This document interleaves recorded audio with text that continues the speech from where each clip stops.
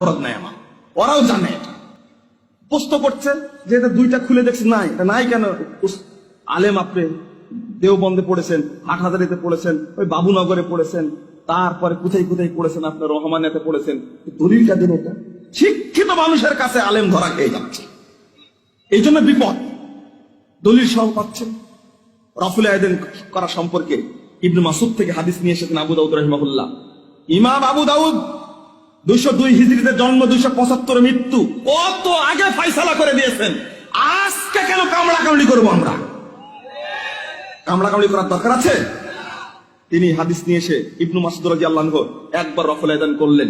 এই হাদিস বর্ণনা করে ইমাম আবু দাউদ বলে দিচ্ছেন, হাদা হাদিসুন মুখতাসারুন মিন হাদিসিন তাবিলিন লাইসা হুয়া বিসাহিহিন। এই হাদিস সহিহ নয়। একবার রফুল আয়দান করা হাদিস সহিহ নয়। এইটা 275 বছর পূর্বে, 275 হিজরির পূর্বে ইমাম আবু দাউদ বলে গেছেন। এবার কি করেছে? আবু দাউদের মধ্যে হাদিসটা আছে, কিন্তু ইমাম আবু দাউদের মন্তব্যটা নেই। তাহলে কোন উদ্দেশ্যে মন্তব্যটা তুলে দেওয়া হয়েছে বুঝতে কি অসুবিধা হচ্ছে না? উদ্দেশ্য একটাই, এই হাদিসটা যে জয়ীফ এটা যেন মানুষ জানতে না পারে, তুলে দেওয়া হয়েছে।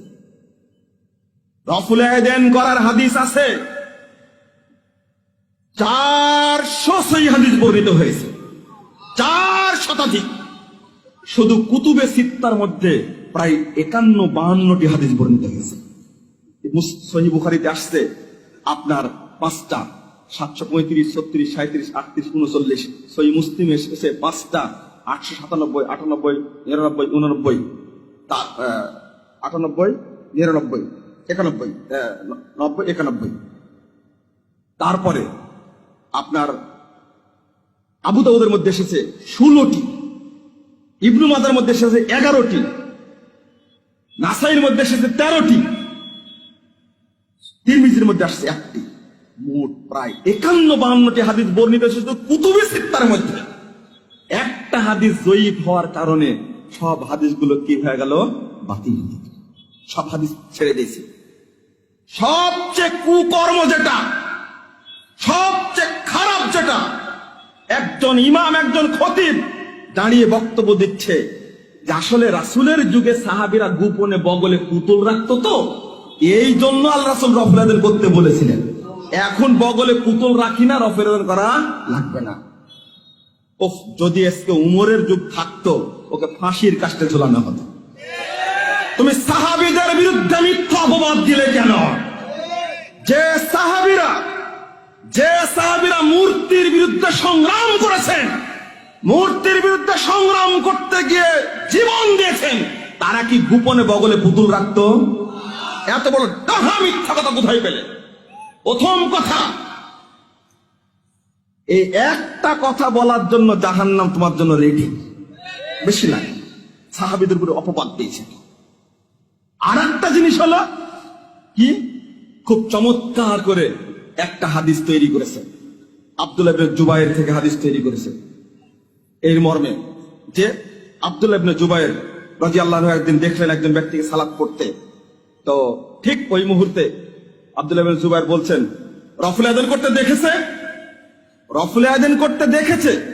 বলছে এটা রাসূল সাল্লাল্লাহু আলাইহি ওয়াসাল্লাম আগে করতেন, পরে ছেড়ে দিয়েছেন, আমরাও ছেড়ে দিয়েছি। এই যে আব্দুল্লাহ ইবনে জুবায়েরের নামে হাদিসটা তৈরি করা হলো, তার কোনো দলিল থাকতে হবে না? আজ পর্যন্ত কোন গ্রন্থে বর্ণিত হয়েছে এর কোনো প্রমাণ পাওয়া যায় না।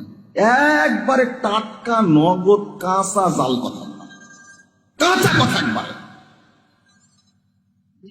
বরং সহিহ হাদিস বর্ণিত হয়েছে আব্দুল্লাহ ইবনে জুবায়ের রাদিয়াল্লাহু আনহু নিজেই রফুল আয়দান করতেন মৃত্যু পর্যন্ত।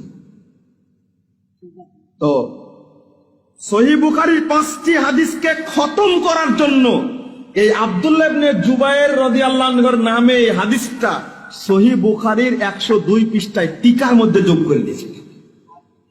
আপনাকে কিভাবে বলবো, এই ছল চাতুরি করলে কি এই দেশ থেকে জাল জয়ীফ কি তোলা যাবে? রাসূলের সুন্নাহকে প্রতিষ্ঠা করা যাবে না, সুযোগ নাই।